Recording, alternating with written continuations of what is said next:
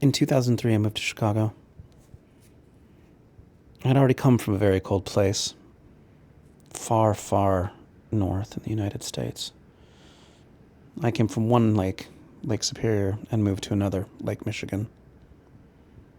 The city's big and ominous.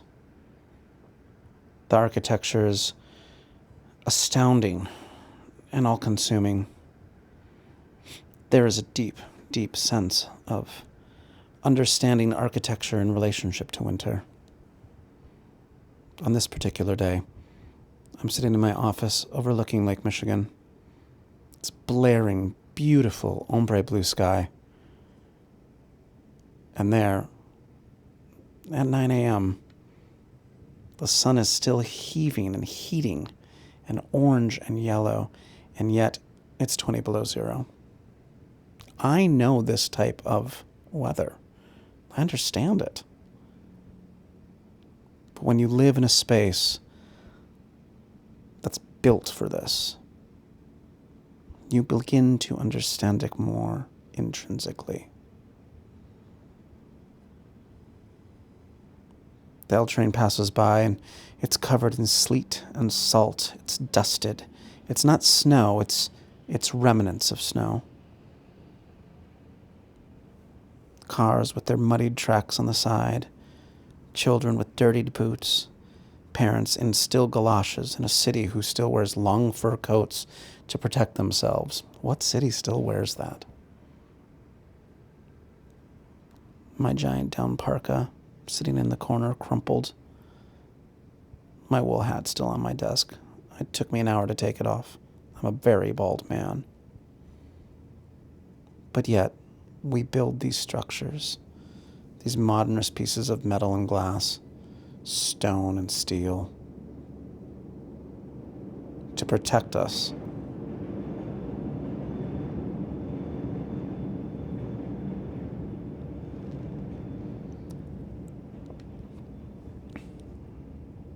I understand deeply how it affects my brain.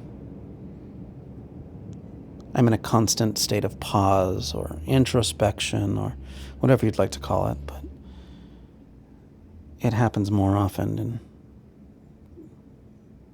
winter. I'm baffled by the bipolarity of nature. I'm baffled by how the lake, so blue and crisp in summer, mimics or copies and changes and shifts its architectural ice build every winter.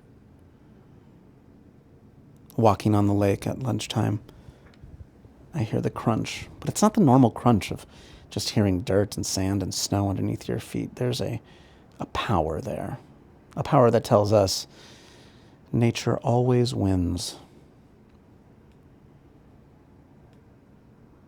Looking at the massive ice structures crushed up against the shore, our skyline mimics the ice, not the opposite. It shifts and melts and creaks. It's not symphonic, but close. There is something to be romanticized about seeing sunset. The sky, the city. It's 5:52 p.m. and a hum of silence and pause take over. Looking up at the giant buildings, the sky might be blue, but there's artificial clouds being made from these giant, massive buildings of industry. And putting our own spirit, our own moisture back into the air. Looking further up, the jets traveling to our two airports in and out create a travel log of lines across the space, gridding out and mapping our city. I understand winter in our architecture, our relationship to home and work, and understanding deeply that nature does always win. The sheer beauty of Chicago, the sheer beauty of the land of onions, the sheer beauty of the river with its steam, the sheer beauty of the people who occupy the space.